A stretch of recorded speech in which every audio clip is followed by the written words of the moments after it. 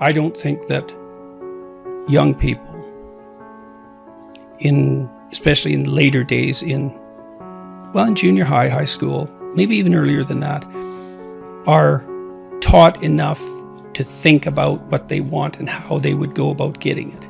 And I mean what they want in a deep sense, like how their friendships could be better, how their relationships with their parents could be better, how their life could be better, practically speaking. So we tried to design a program to help younger people do the self-authoring program, but my health interfered with that, and it fell by the wayside, unfortunately. But it's helpful for people to take stock of themselves and to chart a course. And I don't think our education system does a very good job of helping people develop a vision of themselves, a story for themselves. And it's a problem because it also means that they're not ennobled or encouraged the way they should be. And I've seen this all constantly during my lectures, that people are so happy to be encouraged. They're often met with skepticism instead, and I think that's part of the problem with what's happening in our culture politically too, is that, there's this terrible critique of our culture, that all its institutions are fundamentally predicated on arbitrary power, the exercise of arbitrary power. And that implies that the ambitions of people who wish to join that culture and to thrive are expressions of tyrannical, oppressive, arbitrary power. It's very demoralizing to young people. And I don't believe it's true, because I don't think the fundamental motivation is to exploit others. I think that people who do that fail, generally speaking, often precipitously. Societies that organize themselves around that principle are miserable and collapse. They're full of deceit and backstabbing and distrust. It's hell. And so I think that young people are best encouraged. And that means that you actually have to sort of like them. Like you're a mentor. It's like, I'm really on the side of the good in you, and I hope it manifests itself. And I think that's what trust is for, by the way. You should trust other people. Why? They can bite. Why would you trust them? Well, because it's courageous to. And that way you elicit the best from them. At least that's the best opportunity you have. You're going to get hurt sometime. You're going to get hurt distrusting too. But societies without trust are hell on earth. So trusting that's for sure. Next generation, though, starts with you having it in the first place, right? That's sort of passing along those patterns. As if I don't trust anyone, I'm going to instill that in my child. Like, the world's not to be trusted.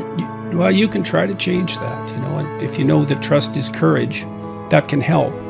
Because trust can be just naivete. I trust you because I'm too foolish to know the difference. I've never been hurt. I've never encountered someone malevolent, so I'm naive. And I trust. That's not trust. That's blind faith in an environment that's been too benevolent for your own good. But trust, that's more like, we'll think the best of you to begin with and see what happens. And then if you make a mistake, we'll deal with that and we'll go back to trust. And those are stable negotiating strategies. And so young people need to be confronted with that, and then they need to be helped to chart their course. And that's hard. It takes a fair bit of individual attention because people are so complicated.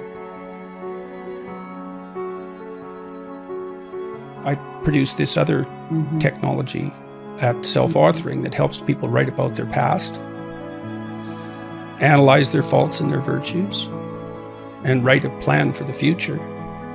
It's a useful way of figuring out who you are. You kind of have to hit yourself against the world, but you tell the story about your past, and that helps you understand where you came from.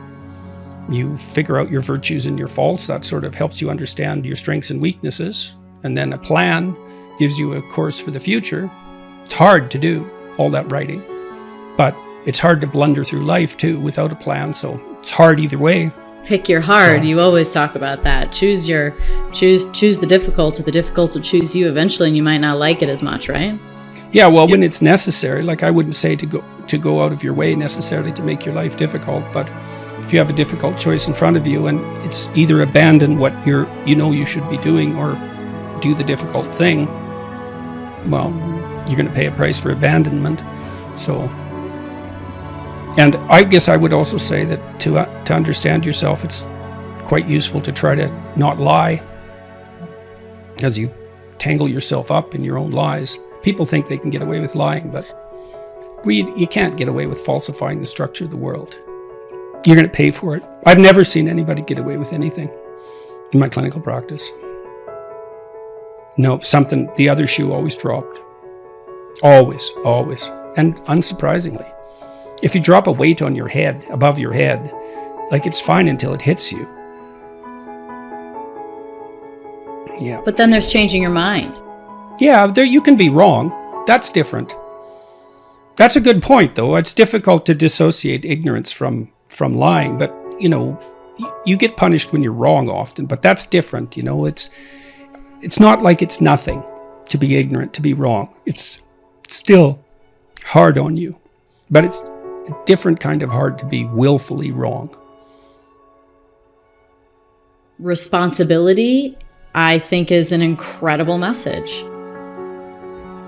Yeah, the responsibility element has been well received by people, and I think maybe that's because that message isn't being delivered as effectively as it should be. The idea that meaning is to be found in responsibility. Yeah, you're saying it hasn't been developed. You're saying it hasn't been promoted as much. Well, there's so much of an emphasis on rights. I mean, imagine if our culture was as dominated by discussion of responsibility as it was dominated by discussion of rights. Gosh, right? Completely. I mean, that's just not how it is at all. Right. And that's strange because your rights, in some sense, are my responsibility, and vice versa. So, right, because your accorded rights, it's distance from other people in some sense. And for them, it's the same. And so you can't have one discussion without the other. Mm-hmm. But our discussion has been very one-sided. And I think that's hard on people because it's about what you're owed. Yeah. And it isn't obvious to me that, I don't know, it's not like not getting what you're owed isn't annoying. It is if you feel that an injustice has been committed. But it isn't obvious to me that people find the deepest meaning in their life in getting what they're owed. I really do think that people find more significance in their life in being of use, utility, and service to other people. That's how it looks to me. So, and often that's discussed in a sort of should way, you should be good to other people. It's like, well, your life is better if you do that. That's a different way of putting it. And you can get people to think about that. It's like, well, remember those times when people were particularly happy with something that you did, something for them. How did you feel about that? Well, you can figure that out for yourself. Maybe it didn't matter, but probably it mattered. Probably you'd like to have that happen a lot more. But I think even more so, the feeling that you get when you have a responsibility and you deliver on it. Mm-hmm. I think that, for me, that feels even more meaningful, that you uphold your end of the bargain, that you make someone's life better. That feels even better than when someone says, thank you for that. Thank you for doing that. Mm-hmm. Right. No, absolutely. No, I wasn't thinking so much about the consequences of the thanks. Yeah. That's just an indication that you did something, that was productive and useful and caring, let's say. And And I think people know that too, that when they're operating properly, parents find tremendous meaning in the service they provide to their children, obviously. And I think you find that within a relationship, what you give. I mean, it's reciprocal, obviously. There has to be reciprocity, but it's better to concentrate at least half the time on what you're giving. Right. One of the real advantages, I think a lot of the current political movements are quasi-religions, essentially. And religious structures have collapsed very badly. And so these things arise to take their place. because we need a religious structure, because that's what provides us with our fundamental story. The fundamental story of life is a religious story, by definition. That's what I mean by that. Is the most fundamental story you have is the closest thing you have to a religion. So we started there. I mean, we started with the stories. Yes. Well, and metaphysics be damned, but I don't know what the fundamental significance of consciousness is, so, and neither does anybody else. So there's plenty of room for metaphysical speculation. It's hard to know what each person's destiny is, but in any case, the problem with so many ideological stories is that they give you an easy enemy. And that's extremely dangerous. And maybe the enemy, they always give you an enemy. Yeah, that's a real problem. So that seems like one of the biggest problems, is there's always an enemy. Well, the biggest problem is the enemy isn't you. You're your worst enemy. I agree. That's the right place to start. And so, one of the advantages, I think, of Christianity, although I don't think it's limited to Christianity, is that it insists that that's the battleground. You. Right? And so if you need an enemy, and maybe you do, look within.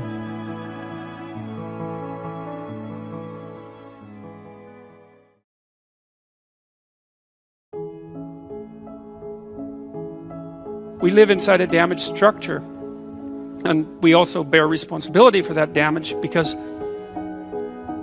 we don't do everything we can to constantly repair it. And you might say, well, that's actually one of the fundamental, people say, well, what's the meaning of life? What they really mean is, what's the positive meaning of life? Because as we've already discussed, the negative meanings of life are more or less self-evident. Well, the positive meaning of life is to be found in noting the state of lack of repair of the walled city that you inhabit, and then sallying forth to do something about that, to repair the breaches and to fix up the walls and to make the structure that you inhabit as secure and as productive as it possibly can be. And there's no shortage of opportunities to do that. You can do that in your own mind, you can do that in your own room, you can do that in your own household, in your local community. And maybe if you get good at doing it at all those levels, then you can start to look beyond that. And so there's challenges. That's the thing that's kind of interesting about this insufficient structure, is that it has a set of challenges built into it because of its insufficiency, and perhaps even because of its corrupt nature, that calls forth the potential response from you of heroic adventure. And the heroic adventure is to man the barricades and repair the city. And you can always do that. It doesn't matter what your personal circumstances are. There's always something that isn't right near you, isn't correct, isn't laid out properly, that you could just fix if you wanted to. And one of the things that we're going to talk about tonight is the idea that if you adopt an attitude that's like that the role that you should play is to make things better wherever you are, however you can, that what would actually happen would be that things would get better wherever you are in all sorts of ways, and that we've really, as a species, you might say, or maybe even as singular individuals, we've explored that rarely. It isn't something that's put forth as a proposition that often, and it's quite surprising to me. And I had an interesting experience the other day. I went to the keg. I go there because I have food allergies, and they're very careful with people who have food allergies. And the waiter took me to the table, and he said that he had been watching my lectures, and that's a very common experience. And he was happy about that, and he said that he'd had 2 promotions at the keg in the last 4 months because he'd been watching my lectures. And I really found that an affecting experience, because you might say, well, he's working as a waiter at the keg and there's nothing particularly heroic about that, and I disagree with that, actually, because I don't care where you're located, you can do a hell of a job, and I mean that literally. At whatever job you have, you can take whatever job you have and you can make it a real nice little piece of absolute misery. Or you can act like a civilized human being and notice that no matter where you are, there's a richness and a complexity that's completely inexhaustible right at hand. And then you can take that seriously and you can say, well, I happen to be a waiter at the Keg, and perhaps that's not what I expected, and he's a young guy, and perhaps that isn't where I want to end up, but it's not nothing. It's a rich environment, and I can make it a lot better if I want to. I can get along properly with my coworkers and not gossip behind their back, and I can treat my customers properly, and if an opportunity comes my way, I can take it, and I can see what happens. And so he said that's what he had started doing, and that things were working out much better for him. He was in a much better job than he was 3 months ago. And 3 months, that's nothing, right? I mean, that's a nice trajectory. It's an uphill trajectory, and that's what you want, really. An uphill trajectory is actually even better than being somewhere good, as far as I'm concerned, because one of the things that really makes your life meaningful is the clear realization that you're headed somewhere better than you are now. And then it's even better if you also understand that there's a direct causal relationship between the things that you're doing and the steepness of that incline. And so I get a lot of letters from people like that, and they're most frequently young men, although not always. And they say, well, you know, I've been listening to these lectures and I decided that I'm going to try to take responsibility for my life, and so I've started to stop doing all the stupid things that I know that are stupid, that I know I shouldn't be doing, and I've started doing some of the things that aren't stupid that I know I should be doing, which seems pretty obvious, really, if you think about it. But obvious though it may be, that isn't necessarily what people do. And then they write and say, you can't believe what difference that makes, and they're thrilled about it. And so I'm thrilled about it when I get letters like that, because I really don't experience anything as better than a letter like that or a message like that, because it's so good to see things that aren't so good replaced by something better. And I really do think it's an open question. I truly believe it's an open question to what degree we could make things better if that's what we actually aimed at doing. But if you were to pick, 3 rules for life that would lead you down a better path, what would they be? Well, I think not saying things you know to be untrue. That's a good thing. Don't lie. That's good. Be grateful. And then try to work for the best in yourself and other people. And maybe even broader than that. Try to work for the best, despite your cynicism and resentment. I suppose that's a form of gratitude as well. That's what love means, fundamentally, is working for the best of things. And it's a goal. I mean, what's the alternative? Hate? And that's not going to make things better. It's going to make things worse. Generally speaking. So something like truth nested inside of love. Then there's gratitude lurking around the edges. Beauty is important. More art, right? Yeah, well, more beauty, period. Everywhere. That would be nice. It's kind of intimidating, beauty. What do you mean? What do you mean by that? Well, because it's an ideal. It judges you.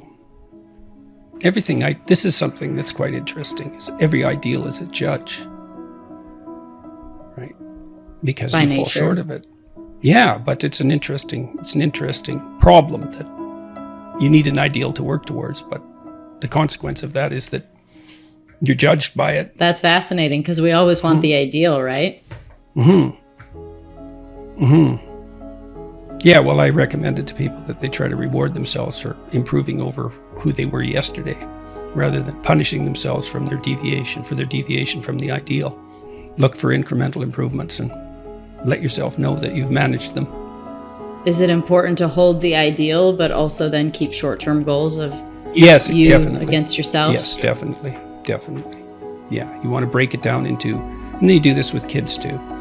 You want to set someone a task that will stretch them beyond their limit, but not be impossible, right? So that's part of being intelligent and careful within a relationship, because it'd be nice to facilitate success. I mean, maybe it has to be punctuated by failure from time to time, but that's one of the things you do as a therapist, is try to set things up so that people succeed in moving towards their goals, and try to make the tasks small enough so that they're a reasonable probability that they will be completed successfully. The other thing that happens in the future authoring exercise is that you're asked to articulate the reasons for all the goals that come out of your vision of the future. So you're asked, like, why would it be good for you? Why would it be good for your family? Why would it be good for broader society? So that gives you 3 levels of argumentation right there. And if you have it articulated down into detail and it's related to other important goals, then you're a hell of a thing to argue with, because people just aren't that deep, by which I mean they just don't have that many levels of explanation or objection. And it's also really useful in relationship to your own mind, because if you want to do something that's difficult and that requires energy, a lot of different subsystems in your mind are going to throw up objections. It's like, well, maybe that isn't what you should be doing right now. Maybe you should be doing the dishes or vacuuming or watching TV or looking at YouTube. Or if you're really sneaky, when you're trying to do something hard, what your brain does is give you something else hard to do that's not quite as hard, so that you can feel justified in not doing the thing you're supposed to because you're doing something else useful.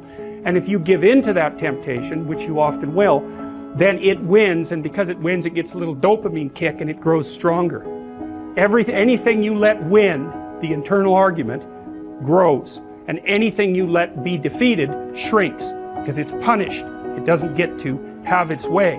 So that's another thing really to remember, is don't practice what you do not want to become. And because they're neurological circuits, you build those things in there, man, they're not going anywhere.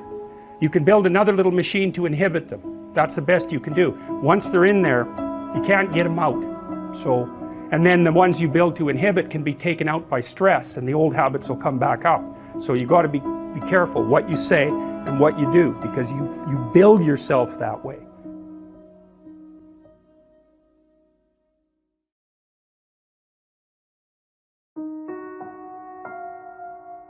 If you can communicate in those means, speaking, writing, and if you can think, you are so powerful that nothing can stop you.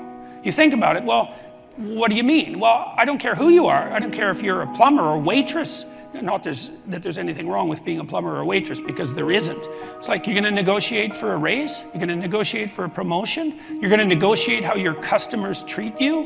You're going to negotiate how you advertise yourself, for example, with regards to picking up customers. That's all articulated linguistic ability, the ability to express yourself. If you're good at that, you win, period. And so, right, look, there's a reason, like the children of rich people took liberal arts degrees. Why? Because the rich knew that was the best possible training for leadership positions. And it wasn't because it was a romp through the park for 4 years and then daddy's inheritance. It was because if you learned how to communicate, you were unstoppable. You can accomplish what you want to accomplish if you're being wise about it by being eminently reasonable. That's the thing, is you can have reason on your side, and I mean reason in the best possible sense. It's like you don't have to be temperamental and impulsive in this sort of situation. You can try to put yourself together, which I would highly recommend, and then you can lay yourself open to the attacks. Now that means you should be able to defend yourself. You should have the articulated structures at hand. You should orient yourself properly, politically and philosophically, and even physically for that matter, so that you're a force to contend with. But once you have that down, then you play it with the lightest possible hand. And that way also you have the highest probability of let's say, of changing the minds of people who are possessed by an ideology so that they can rejoin the productive political dialogue. And that's what you want. You don't want to defeat them. First of all, good luck with that. It's like, well, you've got to live with them. You can't defeat people that you live with, because there they are the next day. And if you defeat them, well, then they're defeated. And maybe that's not for the best. And second, it's not like they're happy about the fact that they're defeated. It's not like they're not going to be waiting around to find out when they can defeat you next. It's like if you're married to someone, think, well, I won that argument. It's like, no, you didn't. No, you didn't, because there that person is, waking up next to you the next day. And so if you won, and they're defeated, and humiliated because of it, then the probability that they're going to react properly to you, if they have any sense at all, is very low. And so what you want is you want to negotiate your way to a sustainable peace. And that's what you want to do in the political realm too, because, well, in this country, you know, there's a certain amount of polarization. I don't think it's anywhere near as bad as the media is making it out to be, as they go through their death spirals and generate clickbait like mad. Because, you know, in the US, you guys have been voting 50% Republican and 50% Democrat for what, about 20 years, right down the middle. It hasn't changed that much. But these people who are on the opposite side of the political spectrum from you, they're the people who live across the street. They're the people who live down the street. They're family members, for that matter. And you're going to have to live with them. It's like you don't want to defeat them. You want to bring them back into the reasonable political dialogue. And you do that by having a certain amount, first of all, by getting your act together so that you're a credible and admirable person, but then by having some forbearance and negotiating towards peace. If you could give one advice to us, how we could be able to actually put our opinion out there and to actually make people listen and not to cause some mindless conflict with just yelling, what advice would you give us? Learn to write. I'm dead serious. Like, I'm dead serious about that. Because writing is formalized thinking. And so the way you write is, first of all, you need a problem. Because why write if you don't have a problem?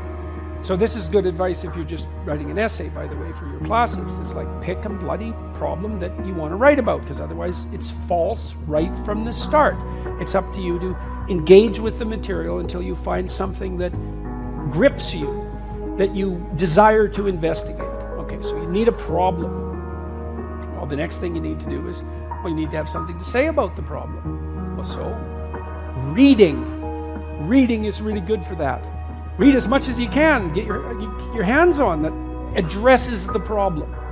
Okay, so now you know a bunch of things, or at least provisionally know them. You at least have access to them. Well, now you start sorting through it. It's like, okay, well, maybe I need to summarize what I've learned, and then I need to iron out the contradictions between what I've learned, and I need to elegantly formulate that, and I need to get my word choice right, and my phrase choice right, and my sentence choice right, and I need to organize the sentences into proper paragraphs, and the paragraphs into proper sequence, so that I have a coherent argument. And at the same time, what you're doing is you're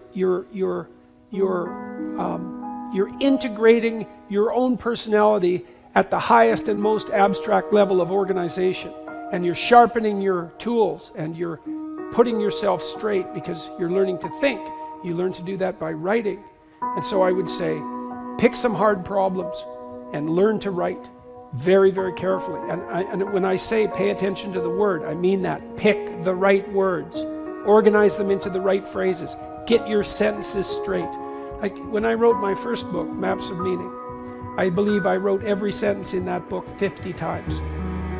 50 variants of every sentence. I'd read it once, I'd read it again, I'd read it again, I'd read it again, and I'd have a little competition. Which sentence is better? Which sentence is better? I'd pick that sentence. Do the same with the paragraphs. Over many, many years, you hone your words.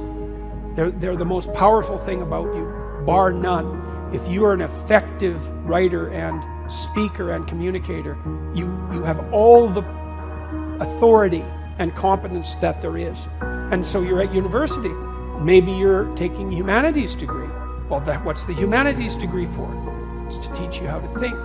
You learn to think by writing. Now there's more to read, to speak, and all of that, but the best thing you can do is read and write every day, a couple of hours every day. Write about things you find important, and see if you can discover what you believe to be true. And that'll build you a foundation, and it's unbelievably practical. Like if you look at people who are phenomenally successful across life, there's various reasons, but one of them is that they're unbelievably good at articulating what they're aiming at, and strategizing and negotiating and enticing people with a vision forward It's like, get your words together, man. That makes you unstoppable. And that's the core of the humanities, that idea. It's get your words together. Make yourself an articulate creature, and then you're deadly in the best possible way. So, and take that seriously. And I'll end with something too. You students, you might think in your more cynical moments that you have to offer your professors what they want and gerrymander the content of your language to suit their predilections, or what you consider to be their predilections. First of all, it's a very small minority of professors who are corrupt enough to punish you for producing a high-quality essay that they don't agree with. And though that's reprehensible, but it doesn't happen very often. But more importantly, it's the highest academic sin to do that. Because what you're here to do is to learn to find your true voice. And every time you deviate from that for expedient reasons, you corrupt yourself. And not in a trivial way. Because when you formulate your arguments, that becomes a permanent part of your character. You carry that with you. It becomes part of the structure through which you view the world, and it guides your actions. And so you hold your words pristine, and you work in a dedicated way to become as articulate and clear as you can possibly become. And there's nothing that's more practical and noble than that at the same time. That's why the humanities are so valuable. You think, well, what good is a humanities degree? It's like, well, you come out of here able to speak and think and write, no matter where you go, like you're headed for the pinnacle, and hopefully in a way that's positive for everyone. So there's a New Testament idea that you should turn the other cheek, and that's a very tough one to contend with, because it's not easy to separate out that from the appearance of weakness, let's say, because you want to be able to stand up and defend yourself. Obviously, there's no credibility unless you're capable of doing that. You have no credibility unless you're capable of doing that. In the interview that you're referring to, I attempted to use minimal necessary force, and all I was doing was deflecting accusations that, as far as I was concerned, had nothing to do with me. And the reason that was successful was exactly because there was no obliteration. There was just stepping back, say, well, that's not accurate the way that you're formulating that. And what happened was that she had to show her hand, and it was her showing her hand that produced the consequences that were associated with that video, which I think has been viewed, the video itself, about 11 million times, and the various clips and cuts is probably 50 million by now. But because I didn't use force or any more than was necessary, then she had to keep stepping forward with her accusations and her ideology, and she just laid it out completely so that everyone could see it. And so it's another thing you really want to think about. Like, you don't want to be thinking about this as a polarized political battle, because you're in the damn polarized political battle, and it's actually the polarized political battle that's the problem. Now, now it's not like, as I said already, it's not like you want to be a pushover, but you step away from that and you work on yourself so that you're an increasingly powerful person. But one of the ways that you do that is that you learn to use minimal necessary force. It's like you don't defend yourself any more than you have to. Like, be careful. Don't push any harder than you need to, because all you do is you generate a counterforce by pushing harder than you need to, and then you're in conflict.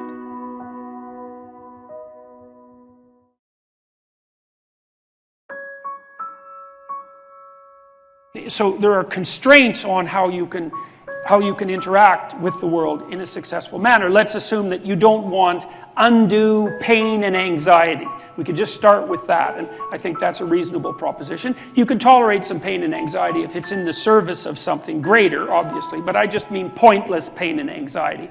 We don't want any more of that than is necessary, and that means that you have to take care of yourself to some degree, but the manner in which you take care of yourself is severely constrained. This is partly why you have to be intelligent and careful and plot your way through life properly. You have to take care of yourself today, but you have to take care of yourself today in a way that doesn't interfere with you taking care of yourself tomorrow, and next week, and next month, and next year, and 5 years from now, and 10 years from now. So you can't do just what you want to in the next hour, because if it's impulsive pleasure seeking, let's say, something like that, excess alcohol use or excess drug use or careless sexual behavior or betrayal of people to gain you something in the moment, you're going to pay for that. You're going to pay for it tomorrow. You're going to pay for it next week and next month and next year. And so because you're going to exist in the future and because you have to live with yourself, there's only a certain number of ways that you can act that are going to work. But it's more than that. It's not just that you're responsible to your future self or the set of all your future selves, is that you also have to act in a way that works for your family. Because otherwise your family is going to disintegrate and break down and cause you and them all sorts of misery and grief. And not just your family now, but also your family into the future. And then not just your family either, but also your community.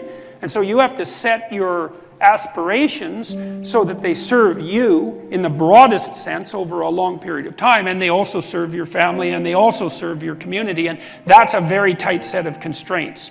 And I think that the best solution to that set of constraints from a philosophical perspective, or maybe even a theological perspective, is to view the world as a place not of groups but of individuals, of sovereign individuals who are responsible for their destinies, responsible for their families and for their communities. And that's essentially the ethos of the modern West, because the thing that's so remarkable about the West, I would say, is that we did a wonderful job of articulating out the idea of individual sovereignty, and we made that the cornerstone of our political and economic systems. And the thing about that is, it works. And the evidence that it works is, well, it's right here in this room. Everything in this room is working, right? And around the world, increasingly, people are becoming economically better off at a rate that's absolutely staggering. And a huge portion of that is because we've articulated out the ethos of the responsible sovereign individual. And that's not the same as the individual with rights. It's not like rights are irrelevant, but rights are really there to facilitate your adoption of individual responsibility. And one of the things I would like to say to all of you, and it's one of the things I really wanted to talk about coming here today when I was thinking about it, is that you don't want to play identity politics. And that can happen because it can be played on the right and the left, right? And that's a collectivist idea. You don't want to do that. What you could bring to the table that hasn't been brought to the table for years is an emphasis on individual responsibility. And the right way to do that, as far as I'm concerned, is to start with yourselves, is develop a vision for your life. You start to think about, if you could be who you could be, what would that look like? That's the beginning of a mature philosophy of being. If you could be the person that you would admire, who would that person be? How would you configure yourself? How would you configure your career, your education, your family, the use of time outside of work? If you wanted to be the noblest person that you could be, who was adopting the maximal amount of responsibility, how would that look? Then you need a strategy to put that into place. And that's the way you change things properly, and also the way you do the least amount of harm while you're changing. Life has a tragic element, because we're vulnerable, all of us, and we know it, which is the particularly human curse, let's say. We're aware of our vulnerability, and it's not just vulnerability in the tragic sense, it's also the human proclivity for evil that makes the tragedy of life even worse than it would otherwise have to be. And you could say that that's a basic truth. You could even say that that's a basic truth with regards to the meaning of life. It's a pessimistic way of looking at it in some sense, but it leads to an optimistic conclusion. All of us have to face our limitations and malevolence in the world, and the possibility that we'll be betrayed or betray other people and act improperly. And that's a heavy burden. But the truth of the matter is, as far as I'm concerned, that each of us has enough potential character, power of character, let's say, if it's properly manifested, to contend with that in a noble way and to rise above it and to transcend and to deal with it in large part, because we can make the world a much better place than it is for each of us individually and for our families and for our community. And we can constrain the malevolence, at least in our own hearts, and perhaps have a positive effect on those around us as a consequence. And that actually does make things better, and we actually can do that. And that's where the meaning in life is to be found. And that meaning, that goes along with the adoption of that kind of responsibility, is actually the antidote to the suffering. You know that perfectly well, because all of you need a reason to get out of bed in the morning, especially on a rough morning, you know, when things aren't going so well in your life. And there will be plenty of times when things aren't going so well in your life. And you still need a reason to get up and get moving and get out there. And if you have adopted the responsibility at an individual level to make things better, given how bad they are, if you've adopted the responsibility to make things better, then you have a reason to get up. And so one of the things that I've been stressing to people is that there's very little difference between the meaning in life that gives you fulfillment and that engages you in existence and the willingness to shoulder as much individual responsibility as you can possibly handle. Those are the same things. And that's a really useful thing to know. And you kind of know this, right? Everybody knows this because, first of all, if you're not living up to your responsibilities, even to take care of yourself, the probability that you're going to be ashamed of that at some level is extraordinarily high. And so your own soul tells you that you're in error, so to speak. But also, if you look at who you spontaneously admire, which is a good indication of where your value system really sits, you'll see that the people you admire are always people who take responsibility for themselves and responsibility for their family and responsibility for their community. You know, we're cynically, it's often considered that we admire, let's say, the rich and successful because of their status and their wealth and their power. But that's a very shallow and it's very trivial, and I also don't really believe that it's true. I think that the people we admire are people who conduct themselves admirably in life. And you get a spontaneous admiration as a consequence of that. And that's a call from the deepest reaches of your being to imitate and to follow in that pathway. And you can do that. And so you need a meaning to offset the tragedy of life. Otherwise, you just suffer stupidly, and you tend to make people around you suffer the same way. And the way that you find that meaning is by adopting as much responsibility as you can. And what's also so fascinating about that is, you know, you're characterized by an indefinite potential. And it isn't easy to understand exactly what that is, that potential. But you know, it's what people call you on when they say, you know, you're not living up to your potential, whatever that is. That potential will be called forth from you as a consequence of adoption of responsibility, because it won't manifest itself unless you take on a load. You're not going to develop in all the ways you could develop unless you set yourself a serious challenge, because it takes the challenge to pull that out of you and also to motivate you to rid yourself of all the weaknesses and personality flaws that you've accumulated across the years, and to let those disappear and burn off you. You need to load yourself up before the demands of life will be such that you will discipline yourself properly. And a noble goal is a very good way of beginning that.